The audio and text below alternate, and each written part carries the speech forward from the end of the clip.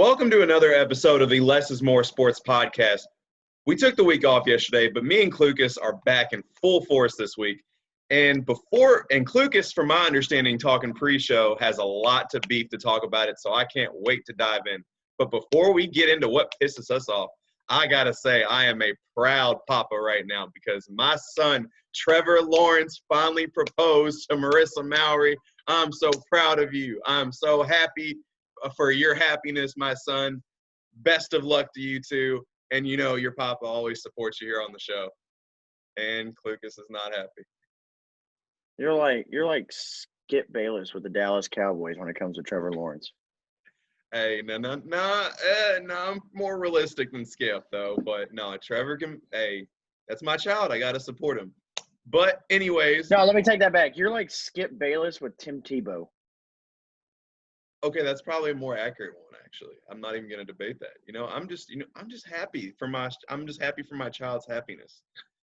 So I'm on cloud nine right now. But I don't want to talk. I'm sure me and my son would not want the whole show to be around this. So let's dive into it. And since the last time that me, Klucas, and on the previous show, Jackson Light we're making an appearance, there has been a lot of news going on in the recruiting cycle. And before we get involved in the recruiting cycle, we're going to talk about the first topic that I know Klucas has a lot to say about, and that is that JT Daniels has been cleared to play immediately at Georgia. Klucas, what's up? I know that look anywhere. I mean, it's great that he got eligible immediately, and yeah, they're going to say there's a quarterback competition, but is there really a competition? I mean, let's be honest. I mean, if you look at what we've talked about in the past and what's wrong with Georgia, is what I felt like is wrong with Georgia. They never had that dynamic quarterback. They've always had the standstill, play it safe, game managing quarterback outside of maybe Matthew Stafford and back in 2008, 2007 when they had him. They've always had a game manager. You go back to Aaron Murray, Jake Fromm. All these guys are just game managers for the most part. And, maybe they could have, maybe I get why they switched to Jake Fromm. Maybe Jacob Eason could have been different for them when he was there. But injuries, Jake Fromm came in, played very well. I don't blame them for going with him. But it's always been a game manager. And I feel like that's been the difference between Georgia winning 10, 11 games and Georgia actually winning national titles. I think it's always been the quarterback position that's kind of held them back for the most part. So when I'm looking at this competition between JT Daniels and Jamie Newman, Daniels was a highly, highly talented quarterback coming out of high school. Went to USC, didn't have the greatest success, ended up getting injured. And now I'm looking at him going to Georgia, and yeah, it's a fresh new start, but you're also looking at a guy, Jamie Newman, who's there now, who just transferred in from Wake Forest, who is a little bit more – has more experience than Daniels does as far as at the starting quarterback level, has more success as a starting quarterback, statistically. So – And like I said, Newman brings that dynamic quarterback play that they need. That can make a play. Make a play with his feet, make a play with his arms. Can throw on the run. Can throw inside the pocket. Newman. I know it's way too early. Obviously, Newman's obviously being talked about already as a potential first-round draft pick in the NFL. We've kind of talked about that already. How that's kind of the as much as we may not like to say it, it's the Lamar factor of, dual threat quarterbacks are now being looked at 100 times differently because of that. I'll stop you and say I think that's actually more of – I think I've noticed this trend start to pick up more with Russell Wilson, the success that he's had. Yes, but I will say, okay, I don't think Jalen Hurts gets drafted as high as he does if Lamar didn't have the season he did last year. What do you go, second round? That third round, I believe. The second or third, yeah. I think he more would have been fourth or fifth round had Lamar not just had the season that he had. But Newman brings that versatility that they need at the quarterback position. And, I'm going to give a shout out to my boss here at FedEx, who's a huge Georgia fan, Willie Lucas. Huge Georgia fan from Georgia. Me and him go talk about this at work all the time. He agrees with me. That's the one thing that's always held us back. He's told me before he believed in the past it was coaching that was just kind of holding back just a tad bit from going to that next level, but now it's that quarterback position. So I think Newman's the way to go. I told you earlier this week, congratulations. He transferred just to be a backup, which he could have just stayed at USC to do. So I wish him the best of luck. Maybe this does work out for him. And I believe he's got 2 more years of eligibility, doesn't he? Mm-hmm. Yep. So, okay. So, worst case scenario, he sits this year and ends up maybe playing next year. But then you have Brock coming in next year at Georgia. So that's the question. Does Georgia want to play him right away, or do they take the year of a red shirt with him and play JT Daniels? That's the only thing. So, well, from what we've seen from Kirby Smart in the recent years, if it's between Brock and JT is going to get the nod automatically. I think Kirby Smart tends to go with the guy that has more experience into the system. But here's my question for you, and you can ask your boss later on, Klucas and Lucas. If we got to have them on the show, I feel like that'd be like such a good little pun right there. But anyway, my question is it more the style of quarterback that's held Georgia back, or is it the system? And the reason I say that is we look at LSU over the past 10 years, similar system, ground and pound, I formation, old school football, but then they come in, they bring in Joe Brady, bring in an entirely new offense. Joe Burrow goes on to have the season that he has. So my question is it more the style of quarterback, or is it the system that's held Georgia back? You can say it's a little bit of both, but at the same time, has Georgia ever had a quarterback of that dynamic? Is the question to put in that kind of situation. Well, they did, but they didn't start him. A head coach. They didn't start him. Did Justin Fields? Talking about Justin Fields. Yeah, I'll say Justin. Okay. Yes. Come on, Buckeye. He didn't start at Ohio State. I know, but that's where he's having his success at. So. He's also in a much better system than what he would have been at Georgia too. Much better system. Anyways, so outside of Fields, yes, it's a combination of both. Could Jake Fromm or an Aaron Murray maybe have done more, as far as in the air or anything? Very well could have been. They could have been held back. But like I said, at the same time, they never had this type of quarterback before outside of Justin Fields. Mm-hmm. And obviously, I don't think when they originally got Justin Fields, I don't think coming in they expected to have Jacob Eason at the time and Jake Fromm play as well as they did early.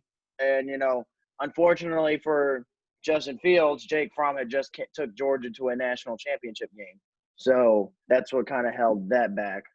But like I said, they never really outside of Field, they never had this kind of dynamic of a quarterback. And I think a coach, yes, has a system he wants to deal with, that you go with, but you also play to the strengths of your quarterback. So I think the offense is going to be tweaked a little bit more this year with Georgia. Also, with that being said, they also have a lot more talented receivers than they've had in the past going into this year. So outside of AJ Green, buddy, calm down. Riley Ridley too. Who's the other one? Mecole Hardman. Hardman's another one, but what was it? I think it's Godwin or something like that. He was he was a stud in college. Hasn't really panned out in the pros, but he was a very good receiver. But Georgia, that's the thing. Georgia, all those SEC teams, they have weapons across the board. The problem is for some of the teams, they're too stuck in their ways of playing that old school football that a lot of the times those weapons on the outside aren't utilized to their full potential.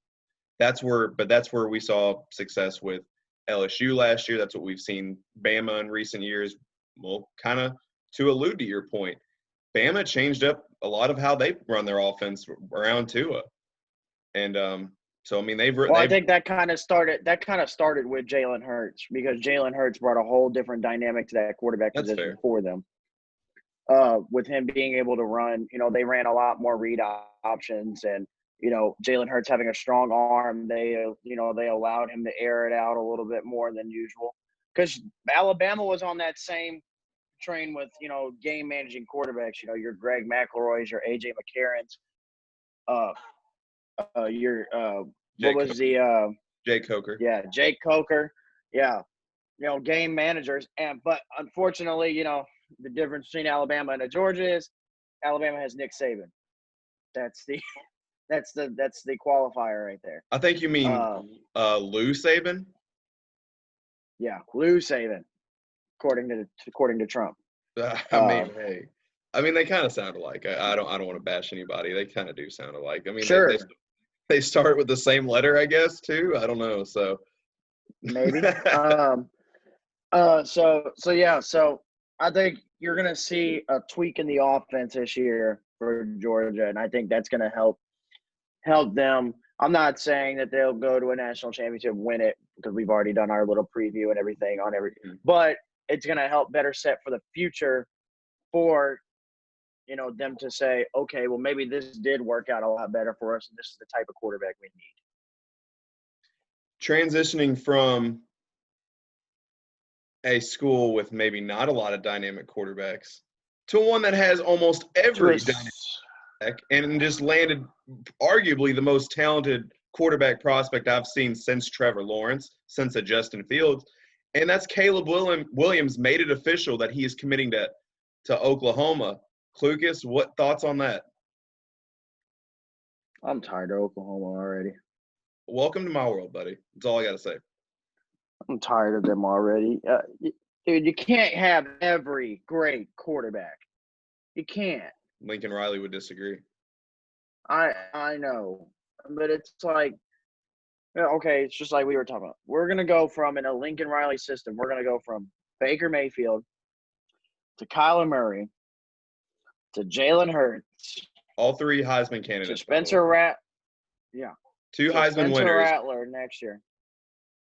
Spencer Rattler this year. Caleb Williams. To then we go to 2021 recruiting class, and the number one overall player in the class and the number one overall quarterback in the class is projected to go to Oklahoma. That's the 2022 class, because Caleb Williams is the 2021. Yeah, you're right. 2022. Mm-hmm. So we're talking six within the last 6 years, 7 years, where we're going to have potentially 5 Heisman candidates / winners, potentially. Verdicts out on Caleb Williams and Spencer Rattler. And 6 potential NFL starting quarterbacks, either now or in the near future in the NFL. As annoying as it is to see, though, it makes perfect sense, though, because, I mean, you look at what all Lincoln Riley has accomplished as far as offensively and as far as grooming quarterbacks. I mean, you take Baker Mayfield, a 2-time walk-on, plays 3 years under Lincoln Riley, goes on to win a Heisman Trophy and gets drafted number 1 overall.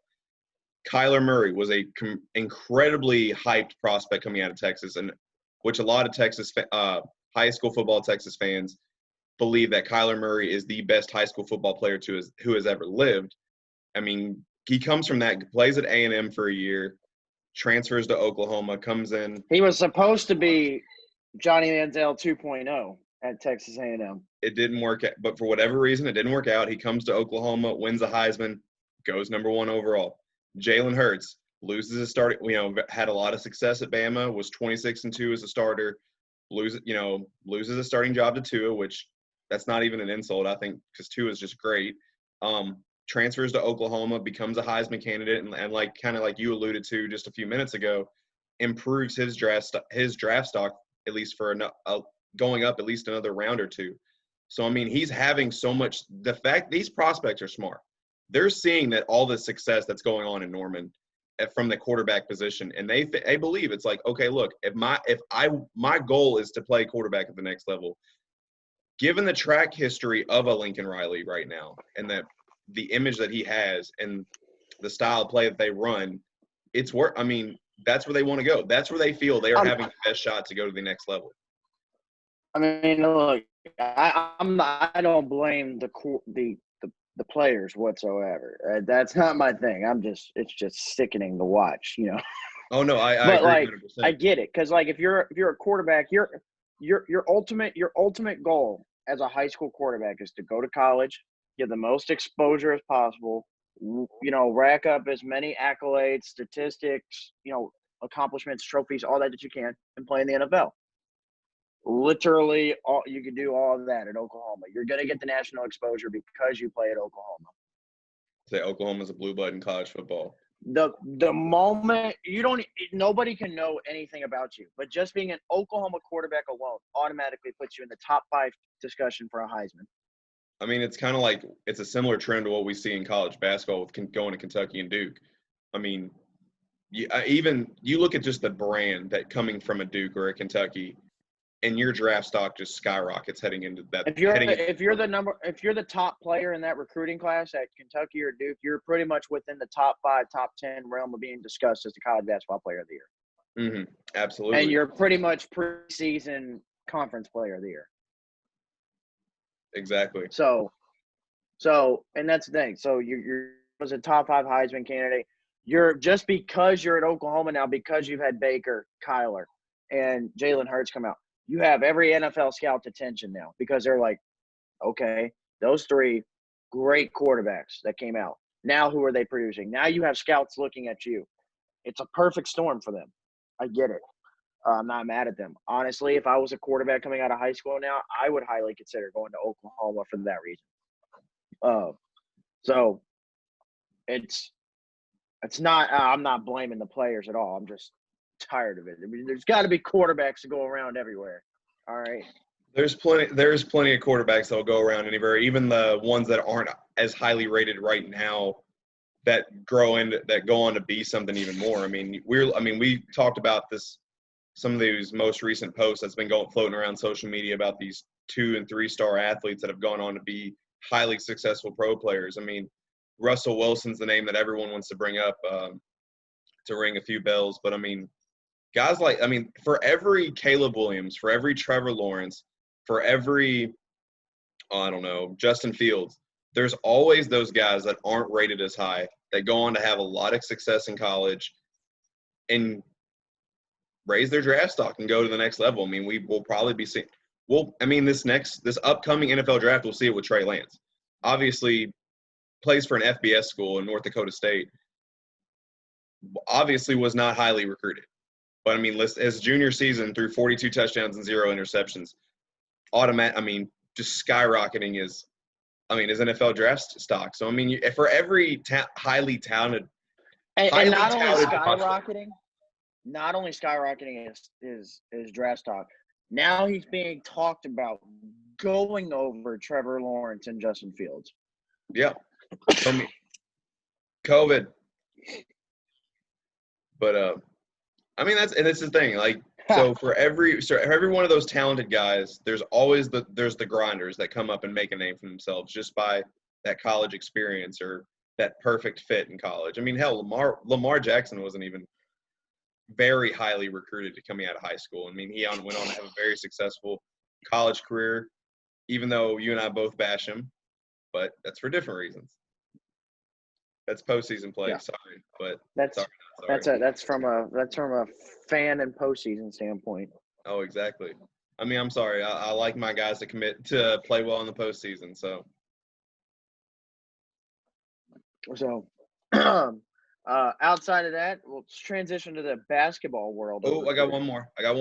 No, we got football, and that's son of primetime. Shadur Sanders just committed to Florida Atlantic University. Klucas, what are your thoughts on that? Hey, my only thoughts on it is he wants to stay close to home. And he wants to start right away and put up numbers. Close to home. He's staying in Texas right now. I thought they okay. Sorry, was he not born? Was he born in Texas? He was born in Florida, but he has recently been playing and living in Okay. Texas. Moving closer to home from where he was born. There we go. Okay. Let's rephrase it. Okay. Close to home. He wants to start. He wants to start right away for the most part. Now, I don't know Florida Atlantic's quarterback situation at all. I will not lie to you. But he wants to be able to go right in, start right away as a true freshman, and put up numbers. And honestly, you can't blame a kid for wanting to do that. But so I have no issues with the move at all. I'll say I was just reading up, I was reading a couple articles before we hopped on the show, and I was looking at evaluating Shador's playing style, being a pro-style quarterback, a mobile pro-style quarterback at that, and I think with his playing style fits into the offense that the Owls like to run. I don't know if you knew this, but kind of a name that rings a bell. The offensive coordinator at Florida Atlantic is Charlie Weiss, and he is heavily emphasizing staying on the ground, just running the ball down their throat, whether it be through power runs or read options and everything like that. And that fits Shador's playing style really well. Obviously his dad made a living on the other side of the ball and in the return game. Shador is not quite the athlete his dad is, but he's still a very talented athlete. And to put someone like him in that, like the RPOs and then the power run game, I think it's a perfect fit. And being that where he was ranked, I think given his rating, I believe it is a good opportunity for him to come in and start right away. So I don't know. I think Florida Atlantic's going to get a lot of attention now. I could see him also very well. I could very well see him playing first 2 seasons at Florida Atlantic and putting up solid numbers and end up transferring to Oklahoma. God. Honestly, the first school that comes to mind, and it's a pretty obvious one that I could see him transferring, would be Florida State.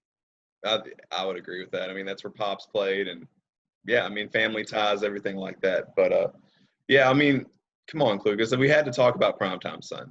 I mean, isn't that your favorite football player of all time? It is. I love me some primetime Deion Sanders.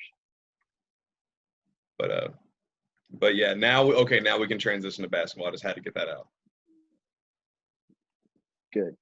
I apologize for missing on Primetime Son. I apologize, Mr. Deion Sanders, if you ever see this. I don't think Deion's the one you need to apologize to. I'm sorry, Shador. You are very important to us as well. All right. So the biggest news in college basketball as far as recruiting, outside of Imani Bates, which we touched on the last show, has been started with Jonathan Kuminga going to the G League, reclassifying to 2020 and is going to the G League. Your thoughts? I kind of knew it was going to happen. I mean, anytime a player reclassifies, that more or less is a signal that they're trying to get to the pros quicker. Kuminga was the number 1 rated player in the class of 2021. Still very highly touted. We're classifying to the class of 2020. I didn't understand. I mean, a lot of the fans in the polls on the page said, predicted Texas Tech, and I get it. Look, they're making a lot of noise, but Kuminga, with him being as highly touted as he is, the G League, and given the current momentum of the G League route to go to the NBA, it just made perfect sense. Kuminga, he's got a lot of talent in the world. To me, he reminds me of a 6'8" version of Jaylen Brown as far as how he plays. He's still very raw and very similar to what Jaylen Brown was when he was coming out of California. He was very raw in a lot of ways, has the ability. You can see the ability there, but has to just define it. But his athleticism, the way he moves on the court, his mix with his ball handling, that's what gets him the attention that he gets. And for me, the G League route was just the perfect way to go for someone that highly touted, and given the current momentum of the G League route heading to the NBA. So it was no surprise to me at all. No surprise to me really either. But let's talk about that G League select team for a second now, where you're going to have Jonathan Kuminga, Isaiah Todd, Jalen Green, Deshaun Nix. I mean, it's going to be a hell of a team there. Oh, yeah, absolutely. I mean, to me, I think the bigger question is – it's going to be the most talented team in the G League. Oh, for sure. Absolutely. But they won't even be able to play until the postseason. So, which might be just that might be a G League championship right there, though. with all that talent. Hey, you're gonna ask young kids to only play a couple games in a short period of time. That I think that puts the favor in their scenario. Oh, absolutely. I mean, you look at some of these. I mean, you look at a lot of teams, a lot of those freshman teams, like the Dukes and Kentuckies, and they play great in short spans. They kind of hit a stride the more and more the season progresses, and then they kind of hit that freshman wall. You're not going to get that freshman wall if you're only playing a handful of games in the postseason for the G League. So, Yeah, you're not going to get to that point. Not at all. I mean, you're not going to have the opportunity to. It's just going to be ball out or it. But no, my question is, what's interesting to me is, who do you think the best player on that team is? You know, before Kuminga, obviously it was Jalen Green. Mm-hmm. It's a toss up between Green and Kuminga. I think those are the two obvious answers. I still think Green's better than Kuminga. Green just amazes me every time I watch him play. He does, but I don't know. That's tough. I like both of them. I may have to give the slight edge to Jalen Green, just because I think Jalen Green has more of that dog in him than Kuminga does. I agree with that. And so, I think, and when by saying that, I meaning like I think he's going to want to establish himself as the best player on the team. Oh, I think so, absolutely. Green is also a more natural scorer than Kuminga. Yes, I think Kuminga. I think they're both good on defense. Kuminga's obviously maybe going to be a little bit more versatile on defense in terms of being able to defend different positions. Because he is about 3 inches taller, and I think about 10, 15 pounds heavier as well. So he's 6'7", right? 6'7". Who? Kuminga. Kuminga's about 6'7", 6'8". Yeah. Yeah. So I mean, depending on how other teams are, do their roster, he may be able to. He can defend anywhere between 2 through 4 potentially. Mm-hmm. Jalen Green obviously will be able to defend, some ones maybe depending on quickness and everything, and then 2s and 3s potentially. Mm-hmm. 3s will kind of be iffy because of size difference potentially, but I think Kuminga's a more versatile defender. They're both fine on defense.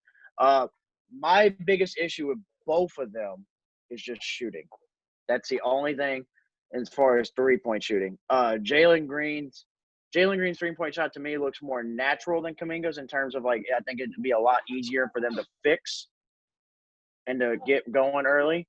But I got issues with their 3-point shooting. I can understand Kuminga. I can't understand Green. Green maybe obviously improve his shot selection at times. But I mean, his looks pretty natural to me. I mean, obviously continue to improve and continue to raise your 3-point percentage, but I don't have an issue with Green's shot at all. I think Kuminga is the one who needs more work on that side of the ball. So, the other recruit that actually went the college route this time, 5-star out of the 2021 class, Musa. How do you say his last name? Sissy. Musa Sissy. 2020. He'll actually be at Memphis. He'll be at Memphis in the fall. 2020, Musa Sissy. We talked about him I said something about him on a post the other day, where it was which high school player had the most impressive stat line this past year, and Sissy had over 20 blocks in a game. To me, I could care less the competition you're playing against. Getting 20 blocks in a game is pretty impressive. That's just disrespectful to the other team. I mean, how are you letting somebody block your shots 21 times? That's just ridiculous. And not only that, it was I believe when it was he had 40, 20, and 20. I think it was, or something like that. It was either 40, 20, and 20, or it was 40, 30, and I think it was 40, 30, 20. It might have been. So that's even more disrespectful. As not only is this guy blocking pretty much almost a third of your shots or half of your shots that you're putting up, he's grabbing every rebound. He's also he's grabbing every rebound with it, but he's also coming down and dominating you on the other end of the floor. Which is even more it's more embarrassing because when I watch Musa Sissy play, is that he's not strong on the offensive end at all. He's got a lot of work to do as far as polishing his post moves, and his overall offensive skill set. He is improving as a spot up shooter, but he's not really a shot creator. That's one of the biggest things on a scouting report is if he's going to have an impact at the NBA level, he's got to redefine his offensive skill set. He's still so very raw. Now, as far as rebounding, rim protecting, dude's already at an elite level. He's gonna walk right into Memphis, and he's gonna be an elite paint defender, and that's what he's gonna make his bread and butter off of as far as college. The rest of it will just be working on his offense. So, what kind of player does he compare to you? To me, and it's funny you say that because I have a beef to pick with. As we're going to talk about a lot of beefs more as the show progresses, I got a beef to pick with recruiting sites on this one because I feel like they use the same players over and over and 100%. 100%. And, we talked about Caleb Williams earlier on the show, and even though I actually agree with that comparison, and it's a comparison to Russell Wilson, by the way, but anytime you have an undersized mobile quarterback with a cannon, all of a sudden he's Russell Wilson. Not everyone's Russell Wilson. Look, even though I agree that Caleb Williams is probably the closest thing to Russell Wilson we have as a high school recruit in the last several years, look, they use that comparison way too much. Transitioning to Musa Sissy, 24/7 has his player comparison as Thomas Bryant. Anytime you have a decently framed 6'10" center that can rebound well and protect the rim, all of a sudden they're Thomas Bryant. I don't like that at all. To me, he's got a little more muscle on him than what this player had at that point in his stage in his career. But Musa Sissy reminds me more of Nerlens Noel than he does Thomas Bryant. I can see it. I like that comparison. I don't like the Thomas Bryant comparison at all. Thomas Bryant's not. I don't consider Thomas Bryant an elite rim protector by any means necessary. He's an elite motor. That's what he is. But honestly, and the person I'm getting ready to give had more muscle on him, and it's a player very well. He had a lot more muscle. Kind of reminds me of Jared Allen when he got to Texas. Oh yeah, I can see that. Good elite rim protector, good rebounder, but just needed to work on his offense. Had to polish his offense. Jared Allen wasn't a terrible low post scorer, but he had a lot of things to work on. Mm-hmm. And I could see that in Sissy, going right in. Obviously, like I said, Allen had a lot more muscle on him than Sissy does. Now going in, let me rephrase. Not a lot, but had more muscle on him going in. That's debatable. I'm gonna be honest, man. That's debatable. I mean, they were about the same frame. I mean, they were the same frame when Allen was heading into Austin, as Sissy will be heading into Memphis. So, I like the Nerlens Noel comparison, and like I said, I see some Jared Allen in him as well. I think Allen is now. I will say this though, and this is not. I'm not saying this. It's enough for me to notice it, but not enough to really try to get Klucas to change his comparison at all. I think Allen is a hair more athletic than Sissy. Like I said, enough for me to notice, but not enough to change a comparison at all. I do like that comparison. I don't know. I think Sissy might be a tad bit more athletic. No. I would disagree with that. But Allen was Allen, he wasn't quite Jackson Hayes athletic, but he's still – they're both elite floor runners. I'm talking – but I think was a more elite leaper than Sissy. All right, so let's transition to NFL. And not my beef I have quite yet with a certain subject we're going to talk about. But let's talk about the big storyline of the NFL. Let's talk about Patty Mahomes' contract. What your initial thoughts on it? Initial versus now? Yes.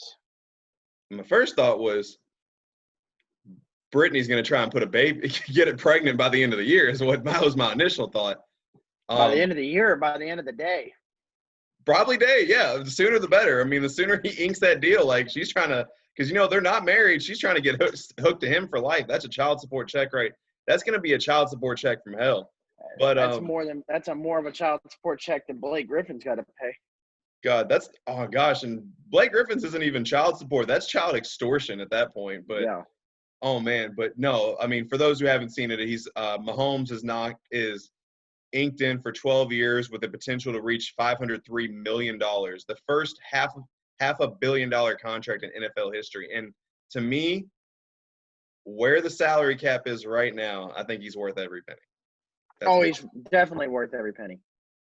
Now here's and honestly, a friend of mine, DJ Robinson, actually made a great point about this. And I didn't see it at first because my initial thought was, holy cow, $500 million on contract.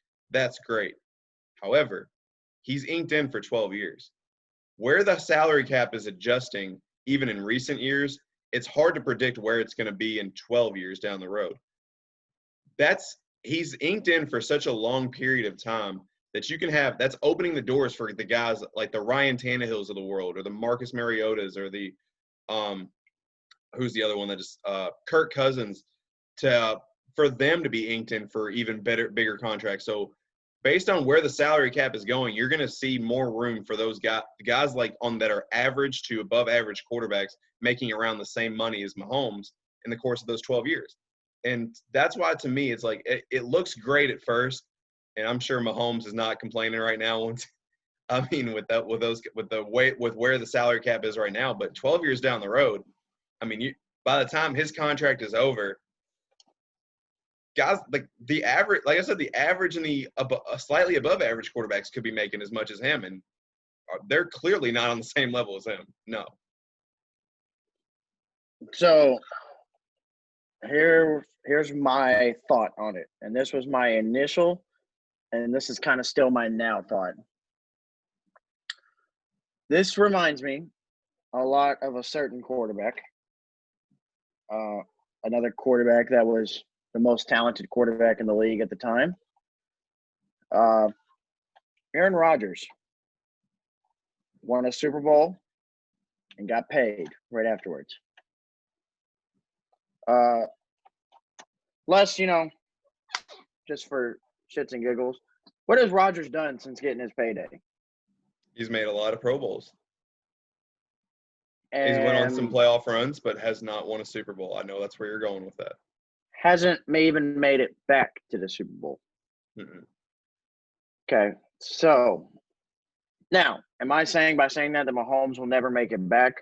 No, he plays in a I don't want to call it weaker, but he plays in a lesser AFC where he's more likely to come out than the NFC. I do want to point out that the AFC and the NFC, it's not like the Eastern Conference and Western Conference. No. But it is slightly easier to come out the AFC than it is the NFC. Yeah, the NFC is loaded for sure. So, especially now that Brady's playing in the NFC South. So, yeah. So, Rodgers got his payday, and we all know on that Super Bowl team, that team was loaded with talent. Mm-hmm. From the receiving corps. Now, obviously, Rodgers never had, like, the great back, like the great running back. But I think Aaron Jones might be the best back he's had. 100%. Outside of Eddie Lacy's rookie year. I still would take Jones above even a rookie Eddie Lacy, but that's just me. He's more versatile. But he had a loaded defense, great offensive line, great receivers, and Rodgers got paid, and guess what happened? All those guys had to leave because they couldn't get paid because of Rodgers' contract. So now I'm looking at it from a standpoint of Mahomes just got $500 million. I understand salary cap is going to rise, but is it going to rise enough? Not only did they just sign Patrick Mahomes to $500 million, they just signed Chris Jones to an $84 million deal. So yeah, majority of your contract's going to go to two people on the team. Now, and so now when Tyreek Hill's ready for a payday, is he going to get his payday? Are they going to have enough money for his payday? When I know Travis Kelce is already on a different contract, but when his contract comes up, if he wants another slight payday, Is he going to get that payday? When Tyrann Mathieu wants a payday, is he going to get that payday? When Frank Clark wants that payday, is he going to get it? How are you going to be able to keep a team intact to consistently be great when all of your money is tied up into two players? No, I agree with that 100%. My thing is, too, though, And when Mahomes and the threat that he poses on offense, to me, you really got to put in money in two things: your defense and your offensive line. To me, as great as Tyreek Hill is, as productive as McCole Hardman was last year, and as great as Kelsey's been, that's nice. But with the threat that he poses on offense, if you can give Mahomes just some fast targets, he'll be fine. And this is what I was talking to a buddy at work, and I said, the lucky thing for Kansas City in this whole deal is, in terms of going forward and having guys around Mahomes, is luckily Kansas City drafts very well. They do. They are great evaluators of talent and late talent and later round talents. So, they've been able to get, guys like McCole Hardman, who they could have for 4 years on their rookie deal and be okay. Guys like Clyde Edwards-Helaire that will be there for 4 or 5 years and they'll be okay. But my issue is you still have to have those guys. See, luckily for them also, Sammy Watkins only makes $5 million a year. That's a great receiver on a great budget, okay?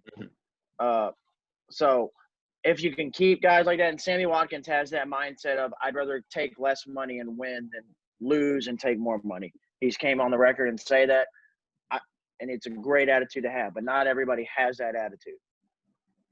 Everyone's got a different social circumstance as well, too, and they want to get – and, they have different morals, and I don't mean that in a bad way. It's they want to collect as much money as they can to be able to, invest into other areas of their life to make sure that them and their family are set for life. I mean, you look at if Trent Richardson had the opportunity to make a lot of money, right? I mean, he still would have had to have a different circle. I'm sorry to say, but when your family is spending 60 of your last 100,000 in the span of 3-4 months, that's unacceptable. I'm sorry, but some other players are in just different circumstances to where they have to make money right away to be able to at least invest and bring in more money just to be able to support their family. So other players are able to be able to take that pay cut. Obviously, I mean, one of the biggest examples of a player taking a pay cut is Tom Brady. He's done it for years. Also, not everyone is married to Gisele Bündchen either. Let's be honest. Giselle's the moneymaker in the household. Oh, absolutely. I mean, gosh, I think there was a headline in Brazil. Not saying, okay, let's back right. Not saying that Tom Brady, had he not had Gisele, wouldn't be able to hold his own. Don't get me wrong. Absolutely, yeah. He'd have been perfectly fine in any scenario, but it helps that he had Gisele. Tom could play for free and be fine. Essentially. Yes.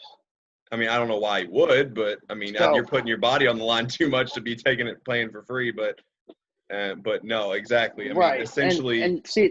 And that's my thing. Is just, are they going to be able to keep that protection for Mahomes for these next 12 years?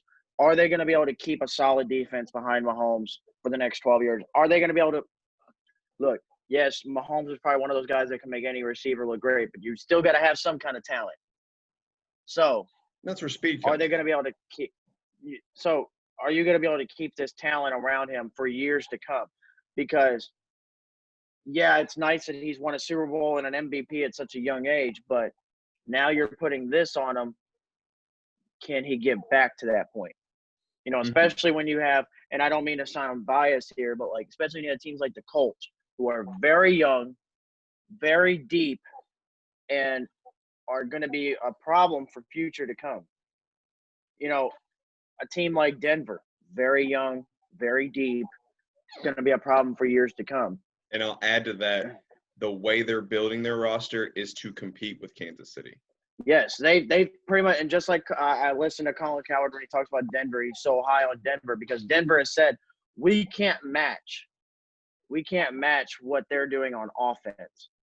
So we're going to build to contain it, but we have to have guys on our side that can put points on the board as well.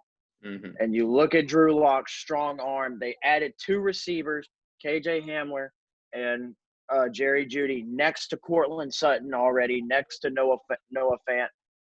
You know, they added Melvin Gordon along with the number 1 overall fantasy draft pick, Philip Lindsay.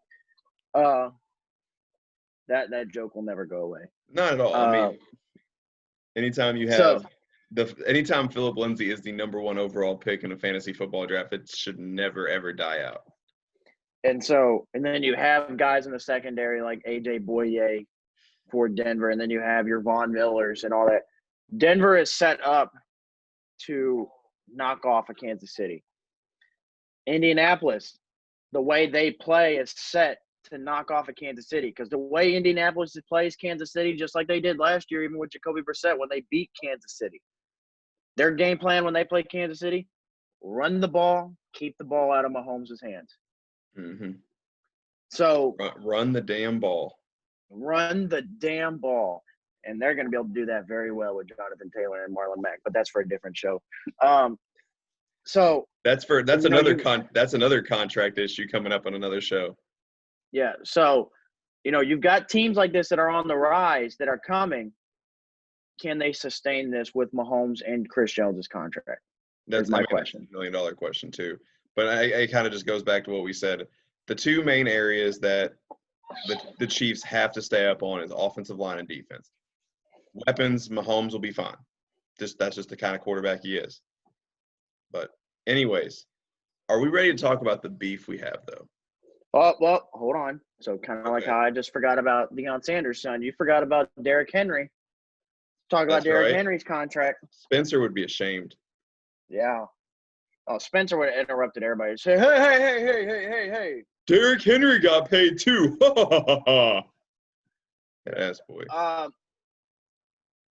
Derrick Henry's contract because it's not as expensive as every other running back as they've taken. Has taken here recently. No.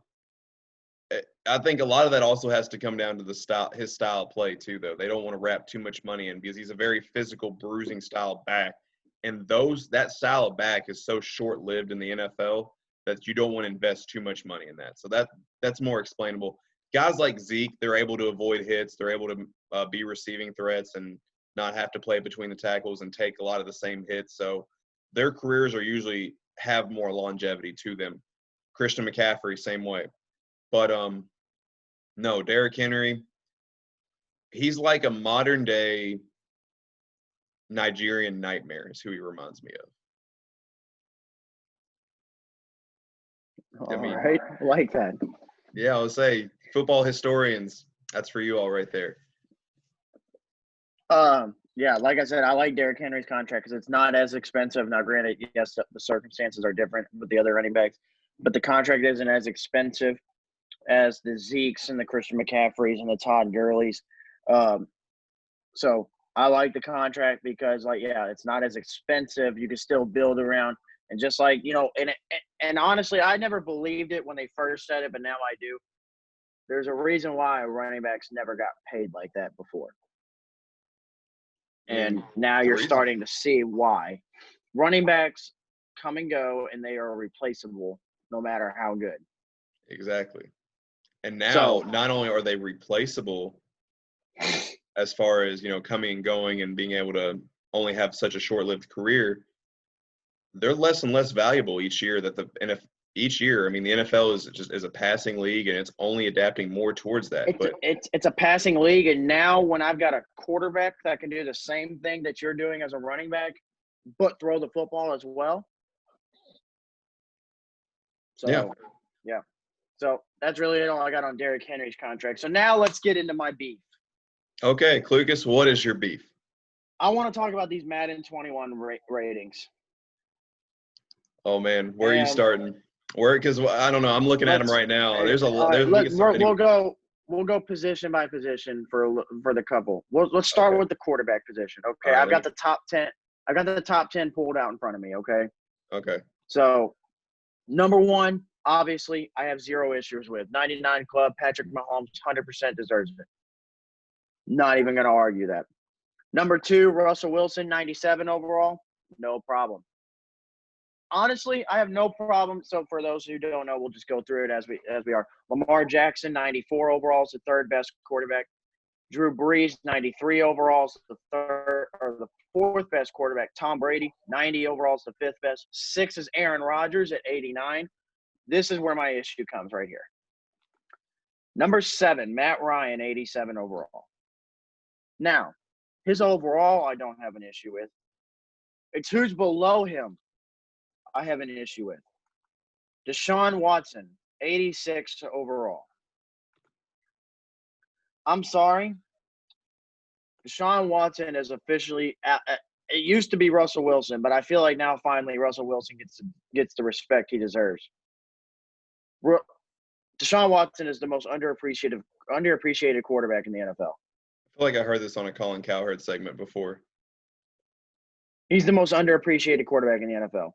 Oh, absolutely. Put any quarterback that's not a Patrick Mahomes or Russell Wilson in Deshaun Watson's shoes, and I want to know if they put up the same numbers Deshaun Watson does. Or have the same amount of success. I mean, Deshaun Watson rattles off wins. People don't realize that. He doesn't get enough. Deshaun Watson's a winner. Exactly. I mean, when he was being drafted out of Clemson, Dabo Swinney I always go back to this because Dabo Swinney made the comparison. He says that whoever is going to draft Deshaun Watson is getting the NFL quarterback version of Michael Jordan, just where he's at. Well, in Dabo's defense, I don't think he knew Patrick Mahomes was going to be this good coming out of that same class. Oh, yeah, I don't know. But I think he was going more from like a mentality standpoint than a talent standpoint. Talent-wise, yeah, I mean, Mahomes he's the most talented quarterback I've ever seen. It's not even close. And the fact that he's got a high IQ to go along with it and he's in a good system he's able to redefine like his football IQ and make good decisions. I mean, kind of like in the words of Max Kellerman, he's Brett Favre, only more athletic and doesn't make the same mistakes. So, I mean, that's a scary thought right there. But no, back to Deshaun. If we're talking about just a winner's mentality, I don't know if there is a quarterback not named Tom Brady that is playing not named Tom Brady that is playing in the NFL right now that wants to win more than Deshaun Watson. The problem has been that he does not have an offensive line. He really hasn't had great running backs. Now he has good weapons and he has a good defense. But those weapons, I mean, that's great. But if you don't have time to give them the ball, what good are they? Running back, I mean, a lot of that still goes back to the offensive line, but I mean, he's had some solid backs, but nobody that really stands out. So, I mean, no running game to take the pressure off him. So he's pretty much having to drop back, run for his life, and try to hit Hopkins in recent years and Will Fuller and all them. And now also, and that's another thing, I don't think they're well coached at all either. I mean, Bill O'Brien just traded that arguably one of the dumbest trades I've ever seen in my life. You send DeAndre Hopkins for an injury. You trade DeAndre Hopkins to the Cardinals for an injury-prone running back. Makes absolutely no sense at all. So, I mean, Deshaun has so much working against him. You know what's funny about that is when Raheem Mostert came out and requested the trade from the 49ers, there was a meme that went out, and it said, you know, there's always been those memes when somebody hits the trade block or wants to be traded. It's the Bill Belichick. Here he comes with a 4th and a 5th round pick to get this player, and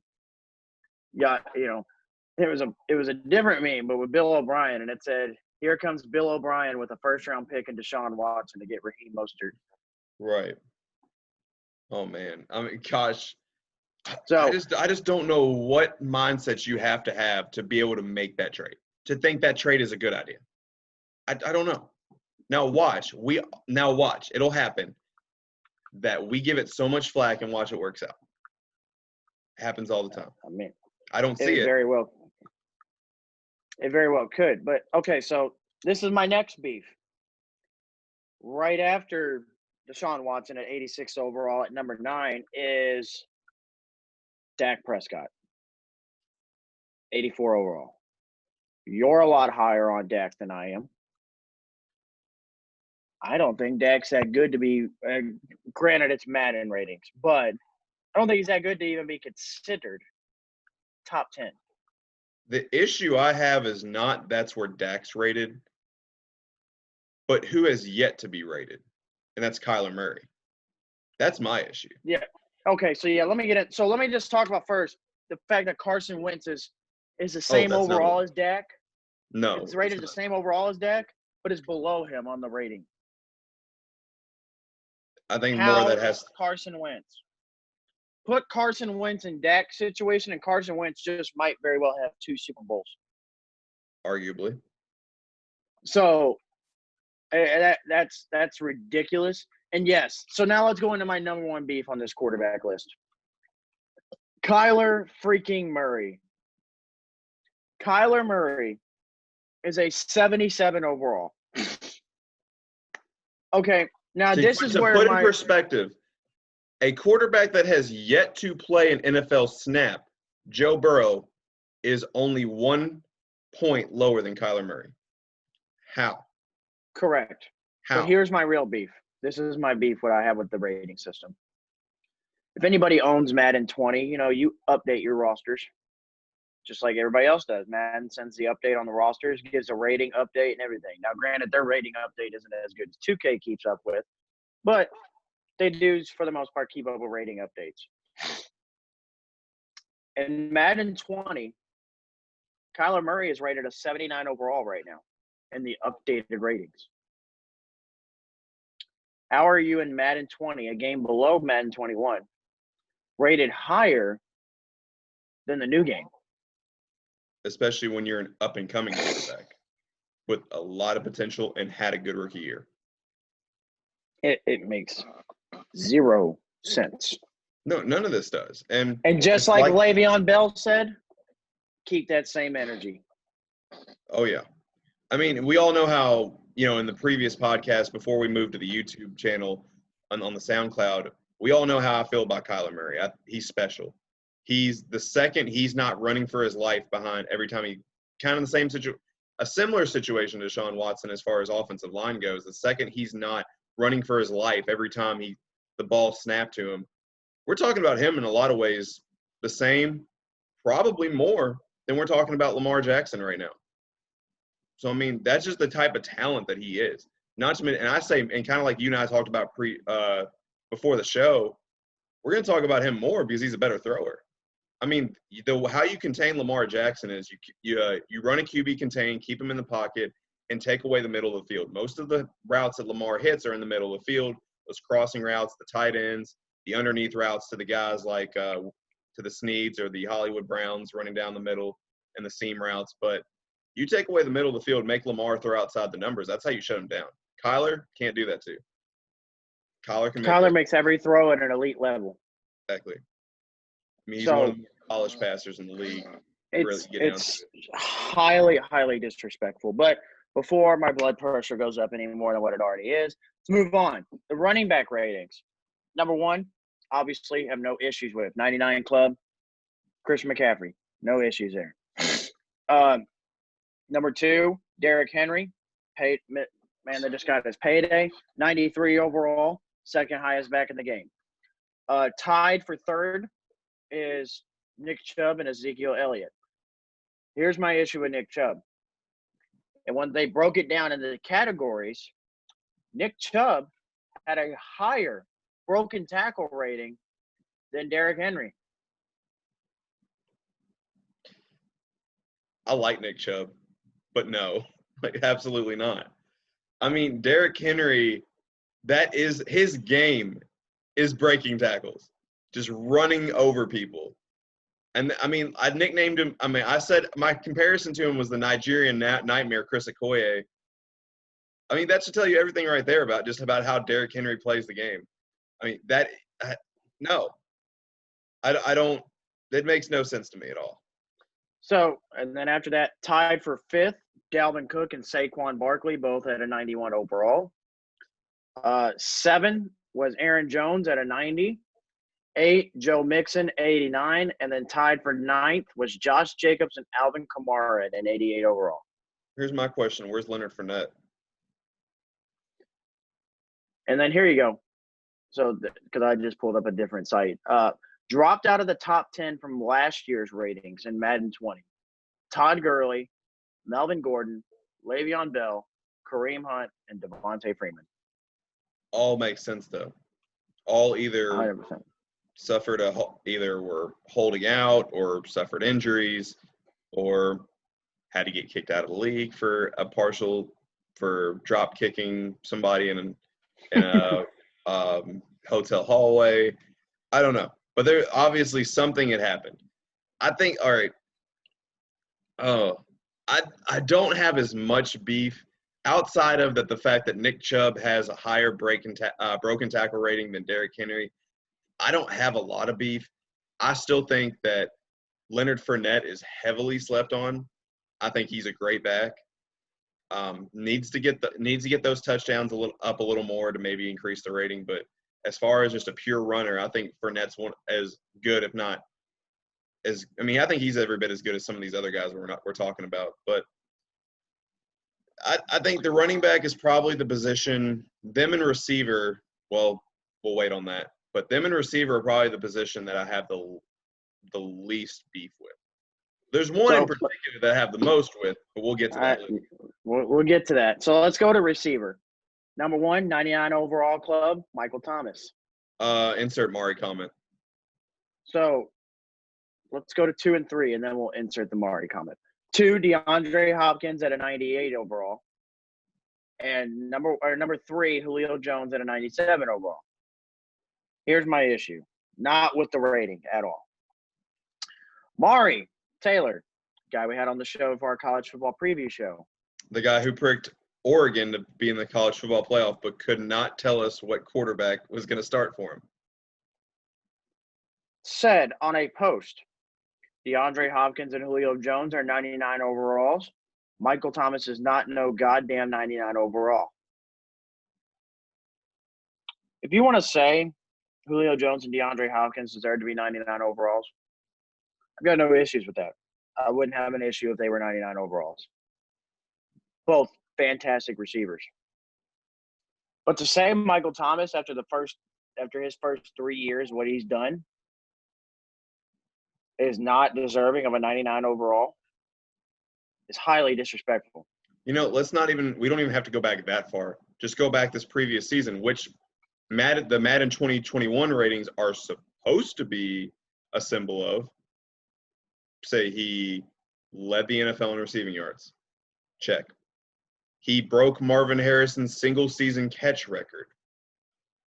Given the season he just had and the numbers that he put up, that is absolutely qualifies him to be a 99 in Madden.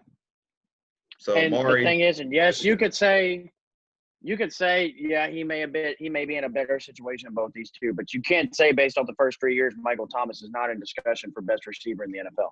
I mean, just with the numbers he's putting up alone, yeah, absolutely. So, moving on, number 4, Tyreek Hill at a 96 overall. Also was rated the highest rated receiver in speed, obviously. So, number 5, Devontae Adams at 94 overall.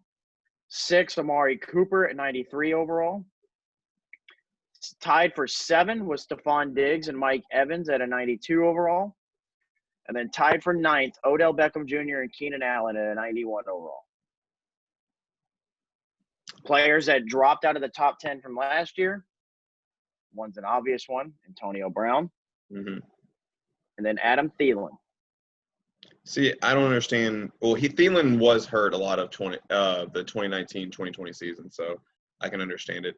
I don't have a lot of beef. Maybe rearrange the order slightly, but at least if I'm grading them. But that's me. I know when I was reading a lot of the comments under a Facebook part of this, a lot of people were saying, a lot of Vikings fans, now granted they may be a little upset over Stephon Diggs, not being there anymore. A lot of Vikings fans were upset that Stephon Diggs was on there, but Adam Thielen wasn't. Well, Thielen missed like half the season though. So moving on, the next position is the best pass rushers in the game. Number 1, 99 overall club, no issue whatsoever, Aaron Donald. I don't think we need to say anything more about that. No. Number 2, J.J. Watt, 98 overall. Don't think we need to really say anything else about that. Tied for 3rd was Von Miller and Khalil Mack at a 97 overall. No issues. Here's where I have a little bit of an issue with the pass rusher one. Fletcher Cox and Cam Jordan were tied for 5th at a 96 overall. Wait, Fletcher Cox and Cameron Jordan? Yes. So which one do you think deserves to be higher? Well, my issue is are we really going to consider Fletcher Cox at D tackle as a better pass rusher than some of these guys on this list? So let's move on. Tied for 7th was Chandler Jones and Calais Campbell at 95 overall. And then tied for 9 was Chris Jones and Myles Garrett at 93. Are we really going to sit here and say that Fletcher Cox is that much better of a pass rusher than Myles Garrett or Calais Campbell? I'm not one to argue it, to be honest. I mean, we look at what Fletcher Cox has been doing in Philadelphia during his time. It's pretty impressive. And the fact that that's the thing, the fact that he is a defensive tackle only makes it that much more impressive. And so here's my thing. We're Madden ratings, as we talked about with the Michael Thomas, is based off what you did last season for the most part. Fletcher Cox last year only had 3.5 sacks and 10 total quarterback hits. Okay, yeah. Okay, now I see what you're saying. Yeah, that why? Why? Okay, why? Why is he versus somebody like Cameron Jordan, who he's tied with last year, had 15.5 sacks. Yeah, that doesn't make sense. Chandler Jones last year, who was 19 sacks. Calais Campbell last year had 6.5 sacks. Myles Garrett last year had 10 sacks in 10 games that he played in. Chris Jones had 9 sacks, 20 quarterback hits. And here's my thing is the guy that led the NFL in sacks last year isn't even on this list. That's right. So, I don't know. I have a tad issue with that. So now we'll move on to your – actually, did I miss one? Let me see if they're on here. You missed tight ends. If I missed a tight end one, I don't know if I saw them on here. I'll have to look it up on a different list. But we'll get to the tight end. Let's see. We're at running backs, quarterbacks. Okay, it's not on this list. I'll have to look at the tight ends. Let's go to your biggest beef, and that's the DBs. All right. Yeah, let me get them pulled up real quick. Because I have the secondary. I'm at specifically cornerback is the one I have the issue with. So this one just has you can pull up the just corner one. This is just all around secondary, which includes the safeties and corners. So number 1 on the list, 99 overall club. You said already you have no issues with it, was Stephon Gilmore. Now here's where I start to have the issue. The next 3, Jalen Ramsey, Richard Sherman, Jair Alexander. All are above Tre'Davious White. I have a huge issue with that. Tre'Davious White had a phenomenal season in Buffalo. I'm sorry, I don't think – I mean, Jair, they have Jair rated above him, but they're both at a 90 overall. Sherman, Madden's been known to overhype Richard Sherman over the last several years. Jalen Ramsey, if we're talking from a talent perspective, is right there with him, but can't, like we've said pre-show, can't say out of his own head. And after Trey White, we have Casey Hayward, good corner. Sorry, but the guy he's rated above Marlon Humphrey after the season he just had. I don't like it at all. Byron Jones, another 88 overall. He's above Darius Slay. Can someone please explain that to me? How Darius Slay, and I know I don't want to jump on the bandwagon because I know a lot of NFL players have already hopped on this, but can someone please explain to me how Darius Slay is not a 90 overall, especially with the numbers he's put up? I don't get it. That's my beef at all. I don't think Jair Alexander's ready. I mean, you're talking to somebody who Jair Alexander entertained me more to watch at Louisville more than Lamar Jackson at times. So I have no beef with Jair. I don't think he's a 90 overall already. I think that's way too premature on that. I think he made great strides. So do you want me to add fuel to your fire there on Jair? Yeah, sure, yes. You want to know what his X factor is on Madden? What? Shutdown corner. I think he has the potential to be a great shutdown corner. I like it, but I think his biggest attribute is playmaking once he gets an interception. I think that is where he's at his best. But I think he has very good potential to be a shutdown corner, but it's way too premature. He's only in his second year. I don't think he had that great of a season to put him at a 90. He definitely didn't have a better season than Tre'Davious White or Darius Slay, in my opinion. So I don't like it. I have an issue with the entire cornerback. So here we go. Overall secondary, like I said, which includes the safeties and DB. So number 1, Stephon Gilmore, 99 overall. No issues. Number 2 was Harrison Smith, rated the highest safety, 95 overall. And let me tell you from experience, that's Harrison Smith might be the most OP safety in the game. Mm-hmm. In terms of you don't even want to run in his direction because pretty much no matter who you have, if he hits you, it's an automatic fumble. So I purposely run at other people just so he doesn't hit me. Well, I mean, that's a smart thing to number do.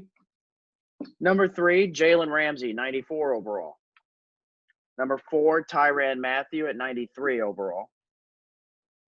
Tied for 5th was 3 players, Jamal Adams, Richard Sherman, and Devin McCourty at a 92 overall. Mm-hmm.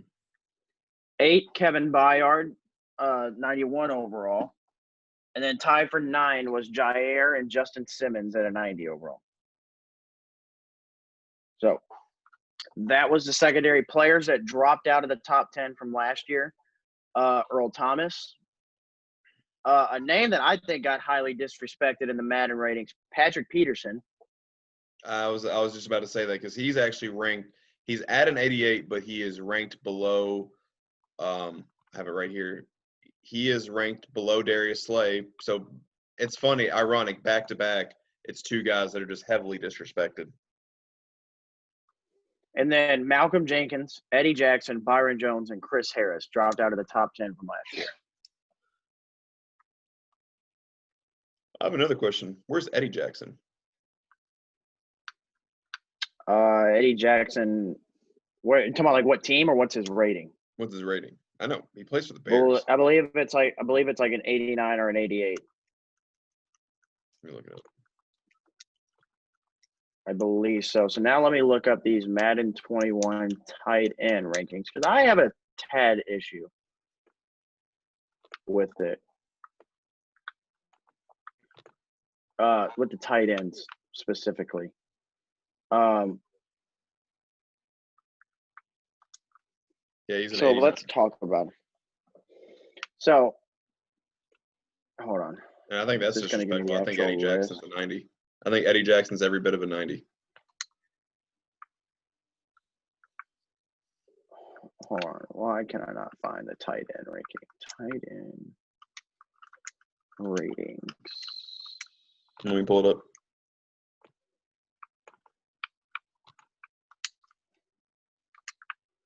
I don't know why it's not coming up.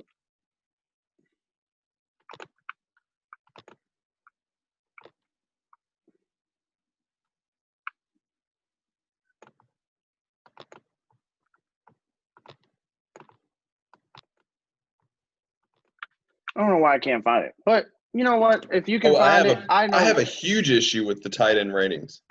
So let's start. So I know number one is George Kittle and number 2 is Travis Kelce. I really don't have an issue there. You can flip flop either or. I would put Kelce above Kittle, but do I have an issue? Not really, especially with the season Kittle just had. And like I said, you can flip flop either or. I have no issue. I don't have an issue. The issue comes at my issue comes at number 3. Yep. How does Rob Gronkowski miss a year of football and comes back to be the 3rd best tight end in the game in a 95 overall? Not to mention, the last season he did play, he looked like a shell of his old self. It was painful to watch Rob Gronkowski play in his final season. And not only that, you're ranked above Zach Ertz. You're ranked above Darren Waller. It's I get it. It's Gronk. Everybody loves Gronk. But come on now. Gronk hasn't been a 95 overall since 2014. Like, I'm highly, highly concerned that Madden just said, "Oh, Gronkowski's back. He's had a year off. He's had all this time to get ready. He's got Tom Brady. Give him that rating." No. That's probably what happened. I mean, they're like, oh, he's healed now. He's going to be able to move a lot better. Him and Tom are back together. It's going to be a great connection. 95. And I'm not saying that Gronk's going to have a bad year. For all I know, he could come out. I'm not saying he's going to be his old self, obviously, because he's older. Gronk could come out and have a great year. No doubt about it. That's But my thing, though. That's a little premature. Is he even the most talented tight end on the roster right now? With O.J. Howard there. Exactly. That's the thing. I don't know.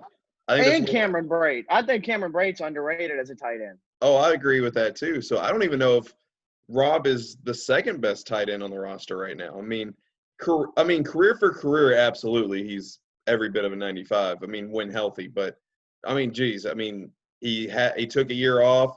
His last season, he was a shell of his old self, and it's just like, how do you? I don't know. That makes no sense at all. I don't know.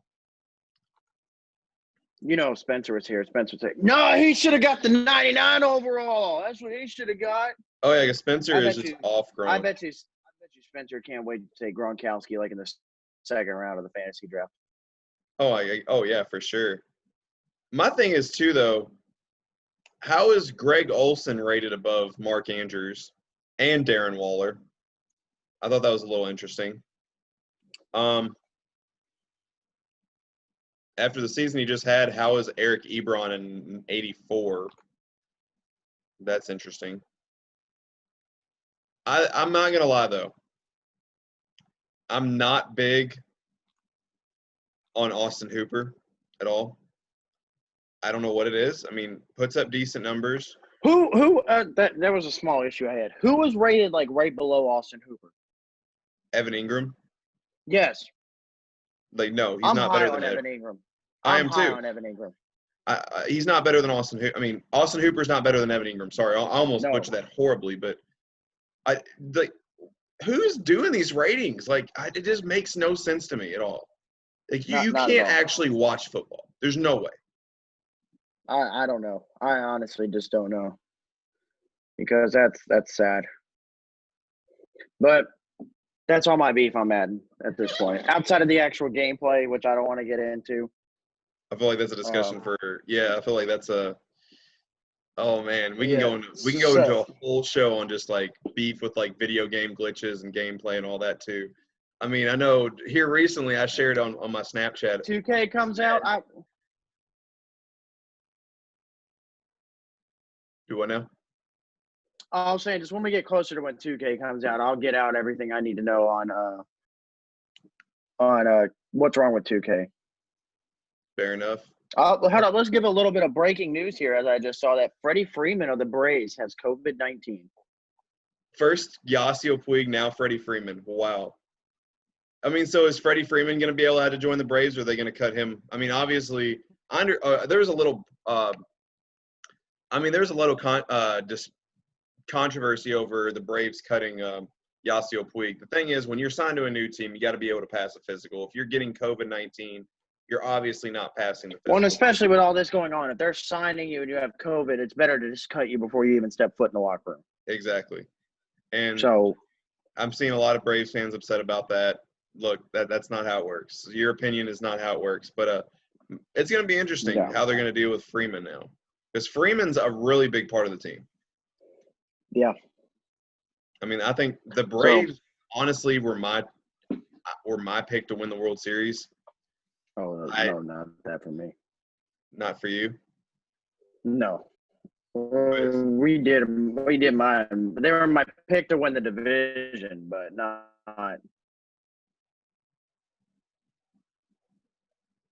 the World Series. No, that.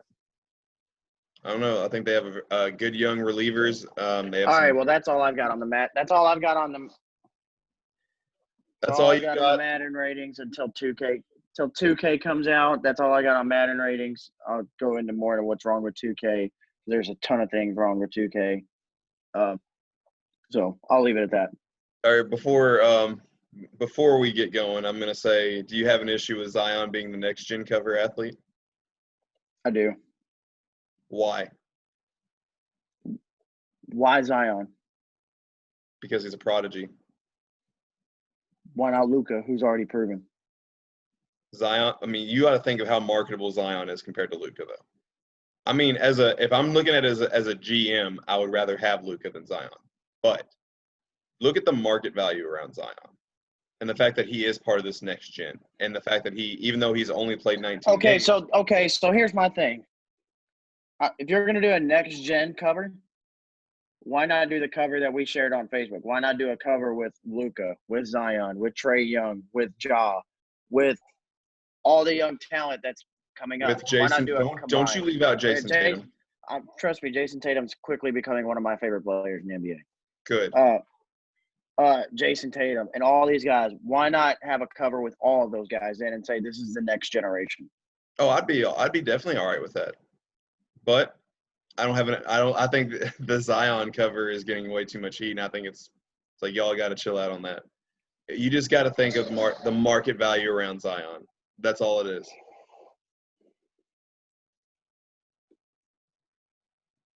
I think you're just secretly a Zion hater. I'm not a Zion hater. You sound Zion. I don't know. Every time I hear you talk about Zion, it's always negative. Everything's just so premature. The man's played 19 games. I'll give you another athlete that was that was very premature. That was LeBron James. Now, well, I wasn't old enough to be around for all that when all that was hyping up going before he even played in the NBA. But it happened. It's a very common trend that we see. I mean, we're seeing it right now with Mikey Williams. I'm sorry, Mikey Williams is overhyped. Extremely. Yeah. He's great. Very good, very talented, but overhyped. The thing is, I don't know if he's not even the number one ranked 15-year-old, and I think his ceiling's about done. So, anyways, that's neither here nor there. Bronny's going to end up surpassing him. Oh, I agree 100%. But, no, that's all you got on Madden. I think that's all the time we have for today on the Less is More Sports podcast. I'd like to thank Klucas for joining me as always. But stay tuned for next. As always, tell us what you like, didn't like, and stay tuned for next week's. Hopefully, Spencer can get back on the show. Yep, hit that like and share button for me too. Absolutely. So, but no, until next time, I'm Les Abbott. That's Jacob. Subscribe to the YouTube. Absolutely. I'm going to keep those horns up, Klucas. Don't be like Caleb Williams and put the horns in. Sideways. They never go up. I'm ending it on this note.